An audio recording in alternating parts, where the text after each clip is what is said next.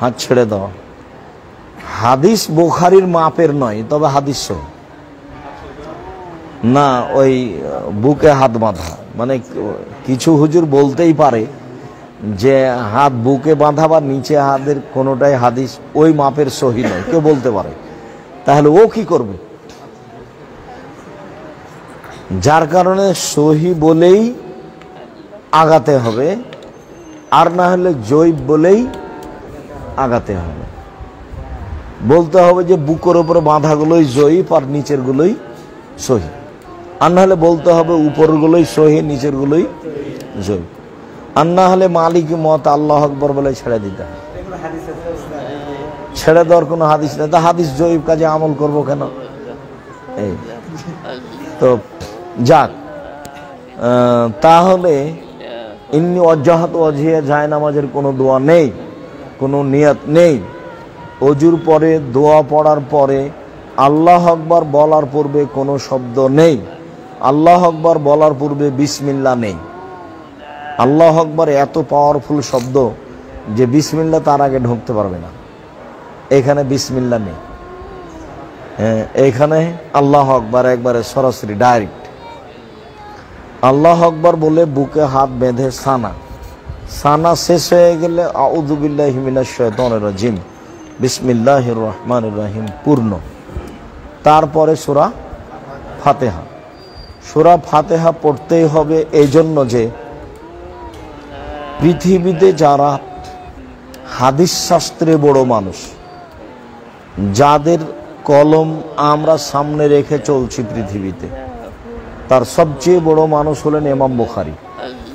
ইমাম বুখারী বলছেন সূরা ফাতিহা পড়তে হবে, একাই হলেও পড়তে হবে, জামাতে হলেও পড়তে হবে, ইমাম হলেও পড়তে হবে, মুক্তাদি হলেও পড়তে হবে, সরবে হলেও পড়তে হবে, নীরবে হলেও পড়তে হবে। মানে সবটি একসাথে উল্লেখ করেছেন। যার কারণে ইমাম মুক্তাদি যে অবস্থায় থাক ও কি করবে? সূরা ফাতিহা পড়বে। সূরা ফাতিহা শেষ হয়ে গেলে বিসমিল্লাহ বললে অনেকটা সূরা পড়বে। যদি সানার পরে কোন সূরার মাঝামাঝিতে গিয়ে পড়া শুরু করে, তাহলে আউযুবিল্লাহ বলতে হবে, বিসমিল্লাহ নয়। বুঝা গেল না? সূরা মাঝখান থেকে পড়তে হলে বিসমিল্লাহ লাগানো যাবে না, আউযুবিল্লাহ পড়তে হবে। আউযুবিল্লাহ সব জায়গাতেই, শুরুতে হোক আর মধ্যে হোক আর যেখানে হোক, মানে আউযুবিল্লাহ ছাড়া চলা যাবে না। আউযুবিল্লাহ পড়তে হবে আর বিসমিল্লাহ পড়তে হবে যদি সূরার প্রথমে আমার পড়া শুরু হয় তাহলে। যেমন ফাতিহা হচ্ছে না, আর একটা পড়া শুরু হচ্ছে, তখন আমি কি পড়বো? আর একটা, তখন বিসমিল্লাহ। আর যদি মধ্যে থেকে আসে তখন এখন কিছুই নাই, আমি যে আউযুবিল্লাহ প্রথমে পড়েছি আর লাগবে না, কাজে কিছু নয়, মধ্যে থেকে শুরু করে দিতে হবে। আর একটা চট করে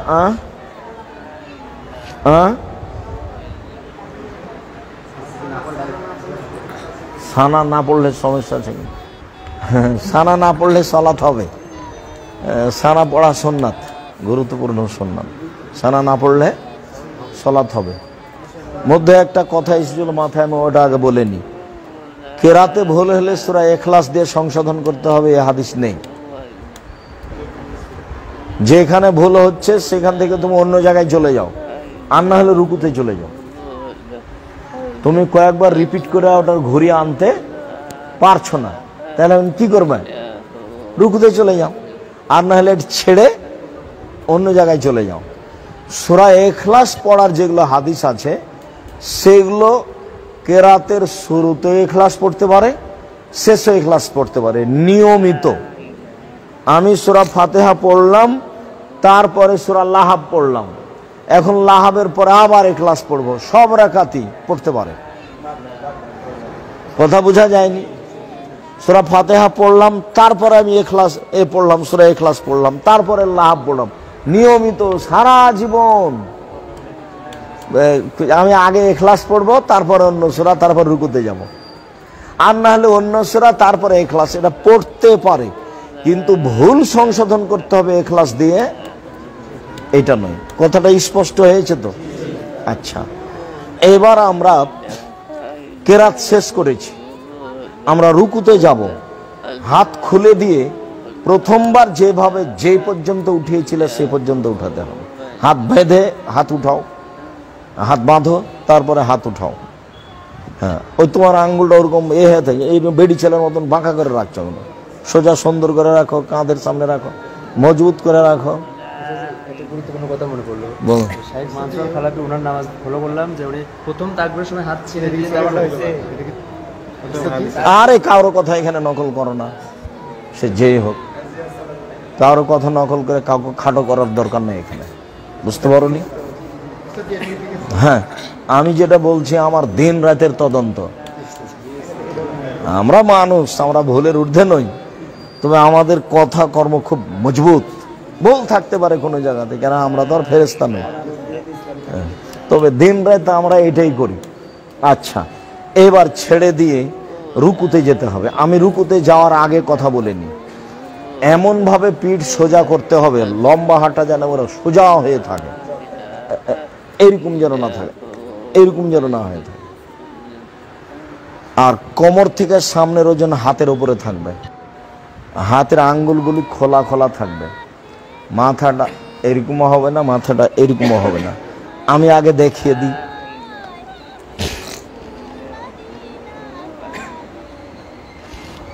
এরকম নয়, এরকম নয়, এরকম হবে, বুঝতে পারো না? এরকম হবে না। এই যে দেখো, এটা উঁচু হয়ে আছে, এই কোমর থেকে নে এটা পর্যন্ত সোজা হয়ে থাকবে। হাতের আঙ্গুলগুলো গলা এটা চেপে ধরে থাকতে হবে, এখান থেকে সম্পূর্ণ ওজন হাতের উপরে থাকবে। সিজদা যেখানে পড়ে সেখানে কিছু বলছো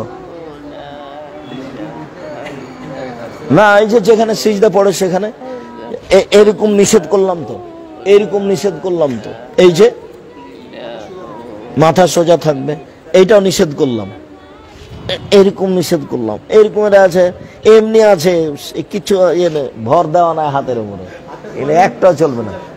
হ্যাঁ, একবারে সোজা হয়ে থাকবে। এবার চলো দেখি। হ্যাঁ চলো, রুকুতে চলো, যাও। আল্লাহু আকবার বলা লাগবে না, আমি দেখছি। হ্যাঁ, তোমার মাথাটা তো একটু নিচু করতে হবে। হ্যাঁ,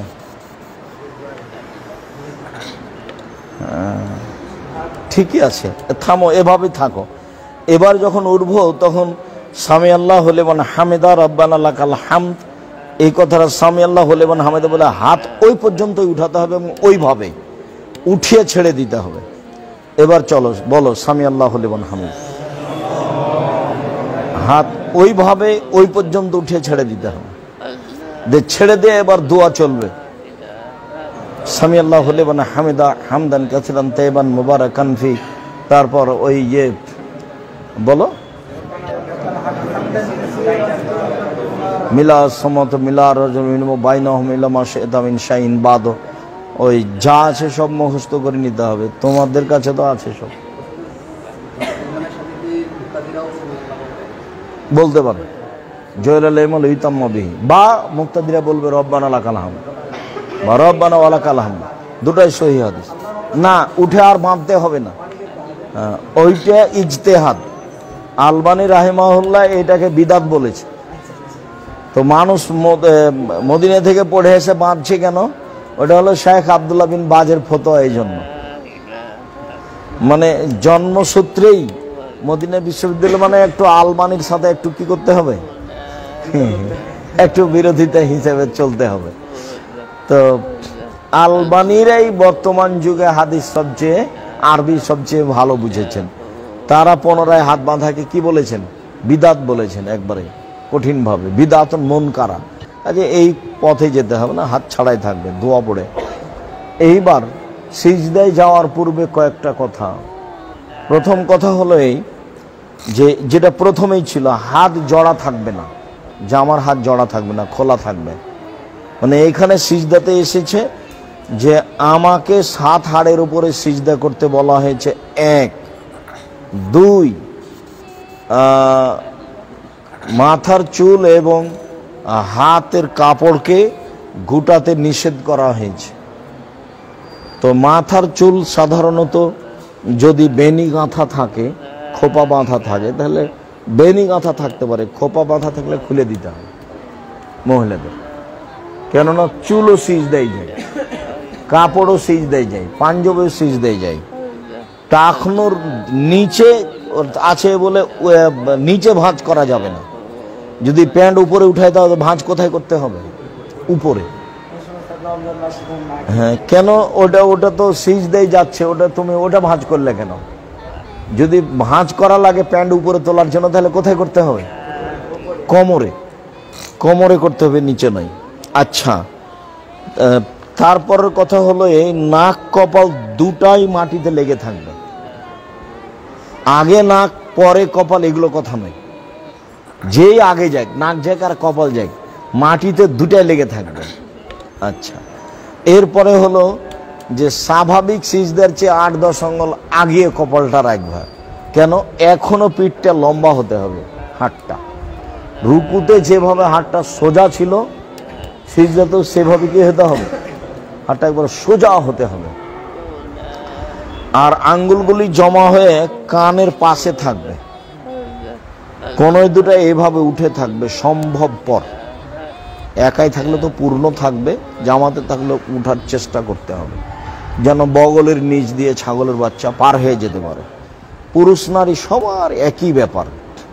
তো যেহেতু মাঝহাবিরা অনেক হাদিসে বলে বানিয়ে নিয়েছে, কাজে তাদের কাছে একটা না একটা কৌশল আছে, হাদিসও আছে।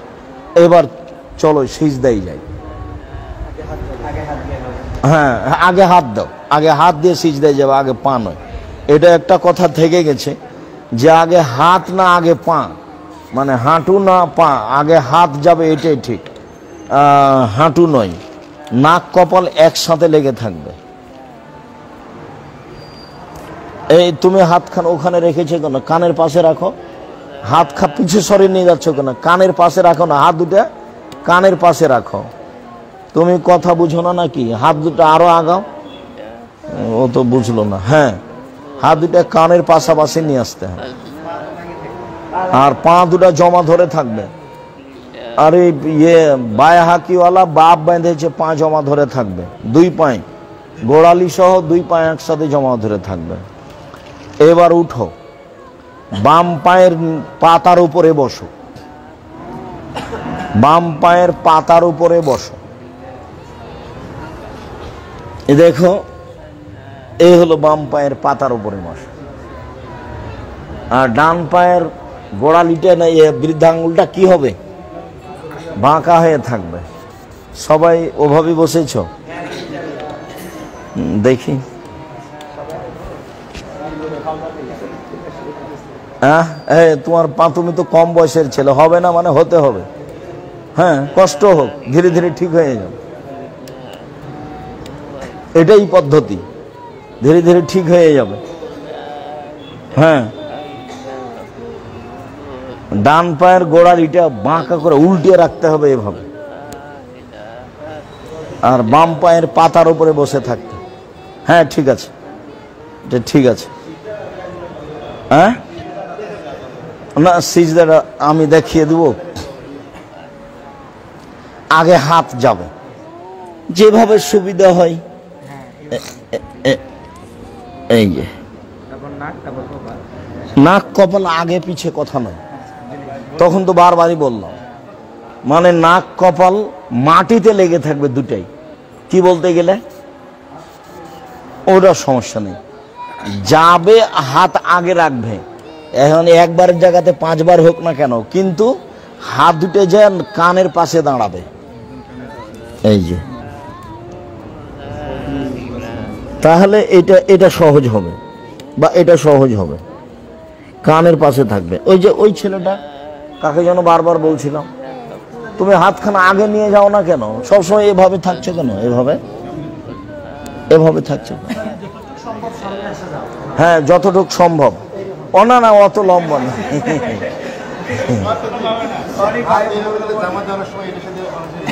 আচ্ছা, তাহলে তো আরো চেষ্টা থাকবে আর কি।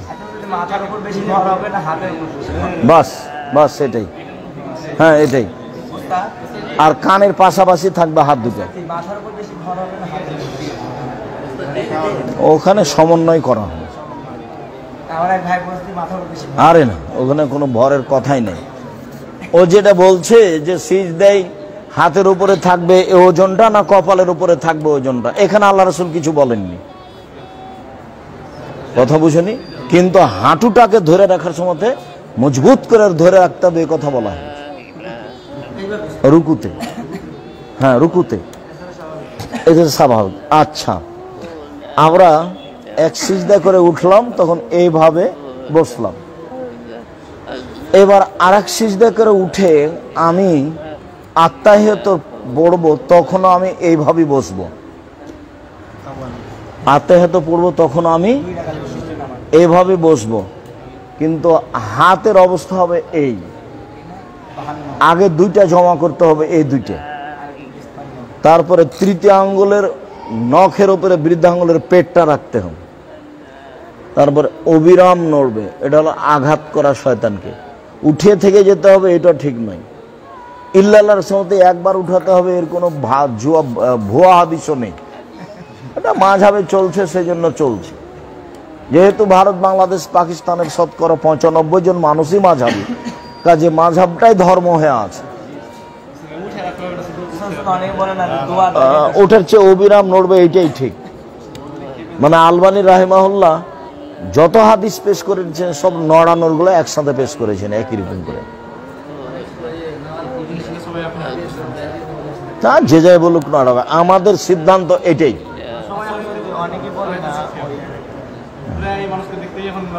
হ্যাঁ হ্যাঁ, কি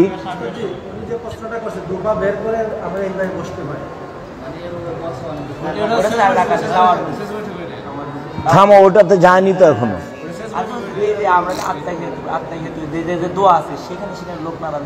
আচ্ছা, একবার সিজদা করে উঠে দোয়া আছে, খুব সাবধান থাকতে হবে। একবার সিজদা করে যাই আবার চলে আসা হবে না, সিজদায় থাকতে হবে।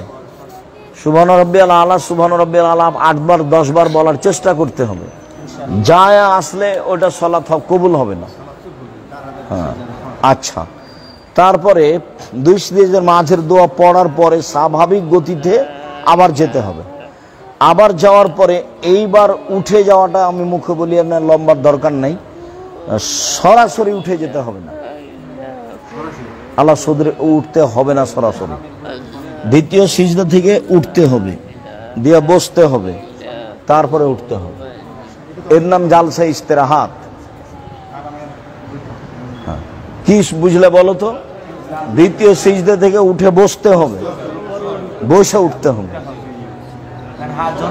একবারে সরাসরি ডাইরেক্ট উঠে গেলে ওটা মাঝাবে উঠা হলো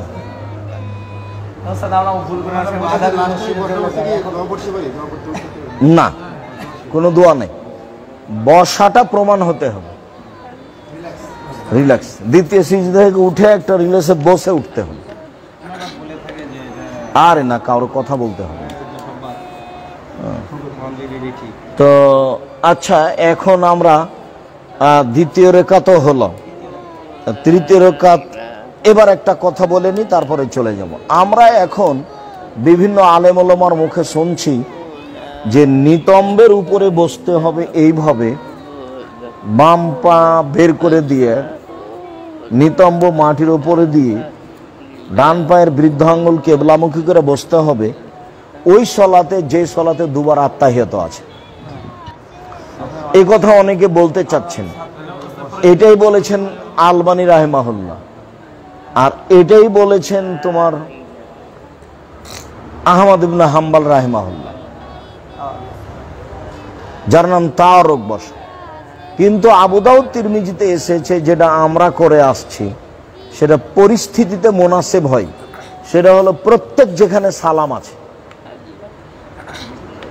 সেখানে এইভাবে বসা। ওটা তিরমিজির হাদিস, আবু দাউদের হাদিস।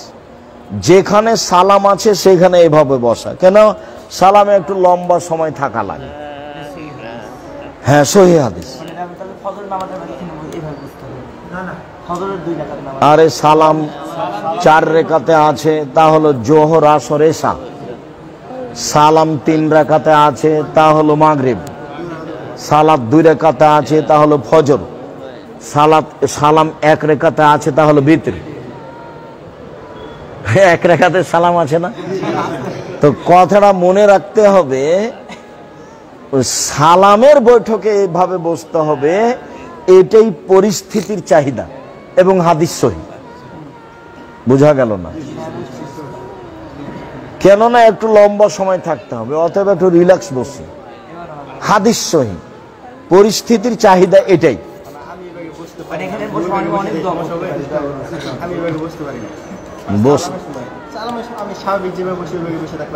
কেন থাকবে? বসতে হবে। তো হাত পা ভাঙা আছে নাকি? হাত পা ভাঙা থাকলে সেটা ভিন্ন কথা। হ্যাঁ, হবে, কষ্ট করতে হবে, এটা তো পদ্ধতি, কষ্ট করলে হয়ে যাবে। আচ্ছা, এইবার আত্মায়াত পড়তে হবে খেয়াল করে, তারপর সালামের বৈঠকে নিতম্বের উপরে বসতে হবে। সবাই নিতম্বের উপরে বসে, এখন একটু জায়গা নিয়ে হিসাব করে বসো, নিতম্বের উপরে বসো। হ্যাঁ, নিতম্বের উপরে বসা মানে এই যে আমি যে এই যে বের করে দিলাম, হ্যাঁ এই যে না, ওই যে বৃদ্ধাঙ্গুলে কেবলামুখী থাকতে হবে।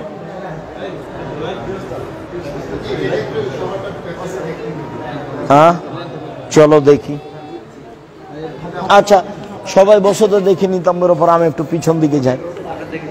হ্যাঁ, বসো তো দেখি।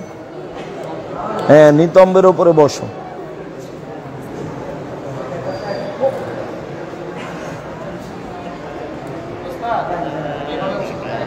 না, ওটা তো বারবার বলছি, বৃদ্ধাঙ্গুল হ্যাঁ কেবলামুখী করো, এইটা। কষ্ট হোক খানিক, ঠেলা পাও খানিক। হ্যাঁ,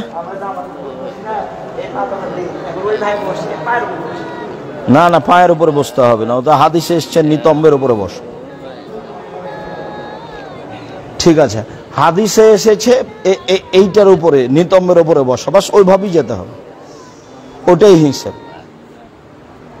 চলো দেখি সামনে। হ্যাঁ হ্যাঁ হ্যাঁ, ওটাই। আচ্ছা, এইবার হাত হাঁটুর ওপরে, হাঁটু বরাবর না, ওরকম না। হ্যাঁ হ্যাঁ, এরকম। এখন তো আর হাঁটু চেপে ধরে রাখার প্রয়োজন নেই, কাজে হাতকে তার স্বাভাবিক গতিতে রাখতে হবে। বাম হাতের আঙ্গুল জমা জমা থাকবে, আর ডান হাতের আঙ্গুল এভাবে অবিরাম নড়তে থাকবে। প্রথমে আত্তাহিয়াত, তারপরে দুরুদ, তারপরে দোয়ায়ে মাসুরা, তারপর নিজের প্রয়োজনের কোনো দোয়া,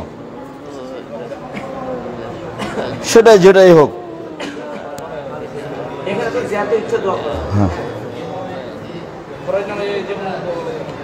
আচ্ছা, এইবার আর একটা কথা থেকে গেল, আত্মাহিয়াতের সময়তে চক্ষুটা ওই আঙ্গুল থেকে নিয়ে সিজদা পর্যন্ত থাকবে। ওই আঙ্গুলের উপরে চক্ষুটা থাকবে, আঙ্গুলের উপর দিয়ে সিজদায় থাকবে। হ্যাঁ, বা আঙ্গুলের উপরে থাকলে এখানে চক্ষুটা আঙ্গুলের হিসাব করা হয়েছে।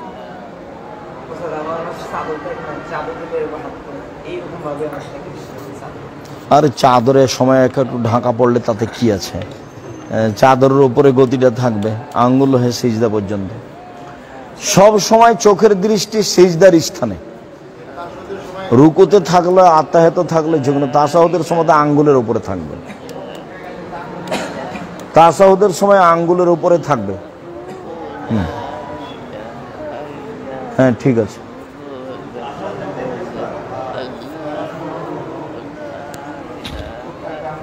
হ্যাঁ, সব সিজদার সময়। আচ্ছা, আর একটু কথা বলে নি, যে ওই যে বলা হয় সূত্রা দিতে হবে, আনুমানিক মানুষের 4 হাতের 4.5 হাত 5 হাতের বাহির দিয়ে যদি মানুষ চলে যায়, তাহলে তোমার কোনো সমস্যা নেই। যে পর্যন্ত সিজদা দাও এবং তার অর্ধ হাত পর্যন্ত এর ভিতর দিয়ে গেলে সে অপরাধী, বা তুমি তাকে ঠেকাবা। যা রাখবে রাখবে, ওগুলো সব দৃষ্টিকটু হয়, বারবারতে চোখ পড়ে। কাপড় চোপড় কিছু রাখতে হবে, না থাকলে রাখবে। আচ্ছা, এরপরে সালামের প্রয়োজনীয় যেগুলো জিকির তাসবিহ তাহলিল আছে এগুলো সব ধারাবাহিকভাবে মুখস্থ করে নিতে হবে। তো মোটামুটি সলাতের পদ্ধতি এইটা। আল্লাহ আমাদেরকে এইভাবে সলাত আদায় করার তৌফিক দান করুক, আল্লাহুম্মা আমিন। পরে আমি কথা বলছি। সালাম ফিরার সময়তে ডান দিকে সালাম এইখানে দেখতে হবে, এটা নয়। ডানে ফেরেশতা আছেন এবং মুমিন আছেন, তাই পুরো কাঁধটা ঘুরতে হবে ডান দিকে।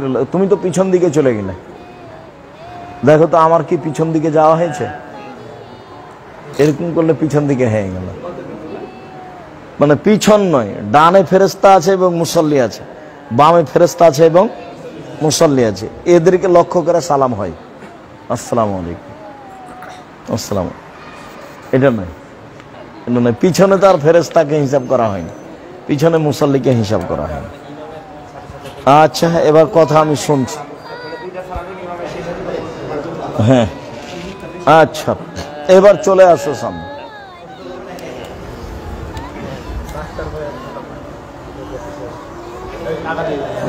কয়েক মিনিট, 2-4 মিনিট, 5 মিনিট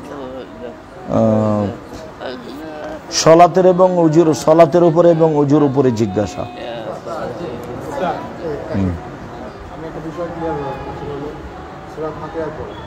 যখন আমি ধরেন আমি পড়লাম সূরা বাকারার 5 নম্বর আয়াত আউযুবিল্লাহ রসুল বললাম, তারপরে সূরা আযাবের 35 নম্বর আয়াত পড়লাম, এক্ষেত্রে কি আবার আউযুবিল্লাহ পড়ব?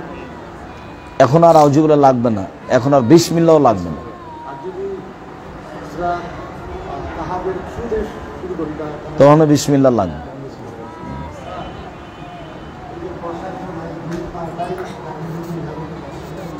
না, ওটাকে কেবলামুখী করে রাখতে হবে, এই বৃদ্ধাঙ্গুলটা। ওটা তো কয়েকবার বললো, ওগুলো তো নাগালের বাইরে থাকছে, ও তো আর অত হাতে পাবে না, ও তো মানে ও তো বৃদ্ধাঙ্গুলই যথেষ্ট। সবসময় চোখ খোলা থাকবে।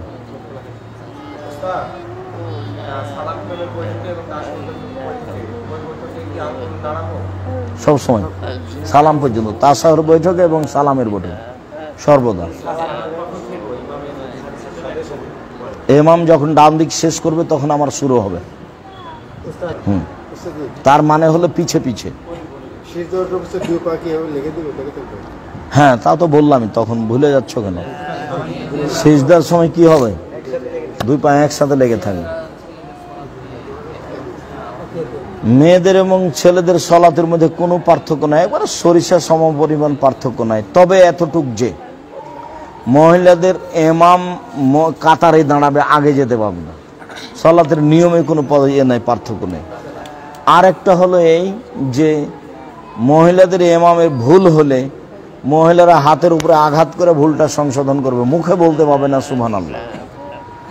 এই হলো 2টা তফাৎ। আর কেউ যদি বলে যে টাকনোর নিচে কাপড় রাখতে হবে মহিলাদেরকে, তো এইটা প্রশ্নের উত্তর হলো না, প্রশ্নও নয়, কেননা টাকনোর নিচে কাপড় ওদেরকে সব সময় রাখতে হবে। তাহলে হ্যাঁ, তাহলে মহিলাদের এবং পুরুষের সলাতের মধ্যে পার্থক্য বলতে হবে কয়টা? 2টা। একটা ইমাম আর একটা ইমামের সাথে সংশোধনে হাততালি উল্টা ইমামের সাথে জড়িত। মহিলারা ফরজ সালাতে একামাত দিয়ে পড়বে।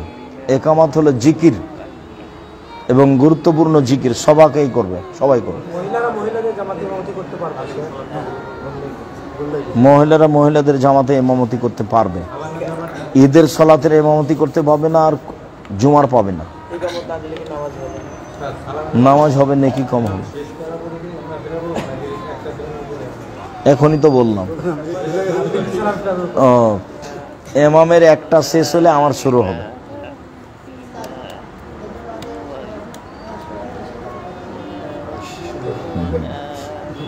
ওটা হাতটাকে মুখের উপরে বলা হয়েছে।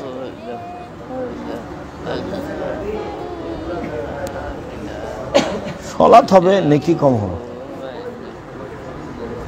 আর কোনো কথা? ওই এতে কোনোতে রাতে বাতে শুধু এইটা কি জিজ্ঞাসা করে?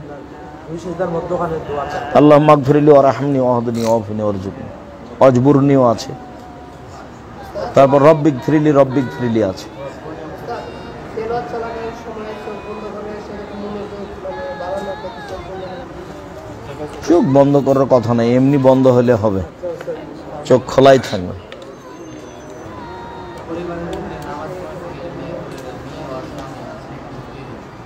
পুরুষে দিবে, স্বামী স্ত্রী সালাত আদায় করছে, স্বামী একামত দেবে, স্ত্রী দিতে পারবে না। আগে পিছে একটু নয়, একবার সম্পূর্ণ। একটু আগে পিছে হয়তো হানাফিদের কাজ ওটাই, ওরা ওদের সাথে ইমামের সাথে একটু ইমামকে আগে রেখেছে, দেখনি কোনো সময় চোখে পড়েনি। বিয়ের পরে যে সালাত আদায় করে ওক্ষেত্রে তো দুই ঘটে দেবে বিয়ের হ্যাঁ, মুখামুখি পিছাপিছি সরাসরি।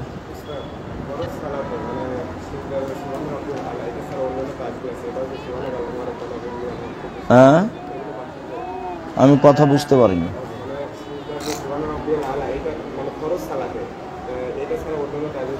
কত দোয়া আছে, সব সিরিয়াল দোয়ার বইয়ে দেওয়া আছে। আচ্ছা, আমি আপাতত কথা শেষ করছি, তোমাদের এখন কোনো কাজ আছে নাকি? আচ্ছা আচ্ছা, ঠিক আছে, আর নয়, হয়েছে। জাজাকুমুল্লাহ খায়ের, বারাকাল্লাহ।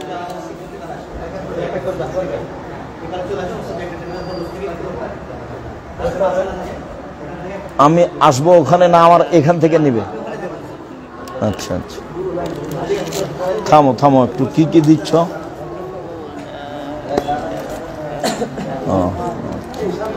আপনারা ওই দিকে ঘুরে আসেন, ঘুরে আসেন।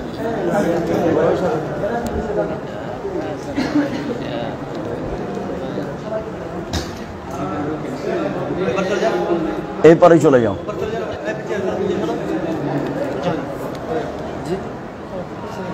হ্যাঁ, তুমি গেঞ্জি গায়ে দিয়ে এসছো কেন এখানে? তোমার পাঞ্জাবি নাই? দিব? আচ্ছা, জাযাকুমুল্লাহ অনেক সিলেট হাইয়াকাল্লাহ, মাশাআল্লাহ। কোথা থেকে? ব্রাহ্মণবাড়ি। আচ্ছা, বারাকাল্লাহ। আসসালামু আলাইকুম।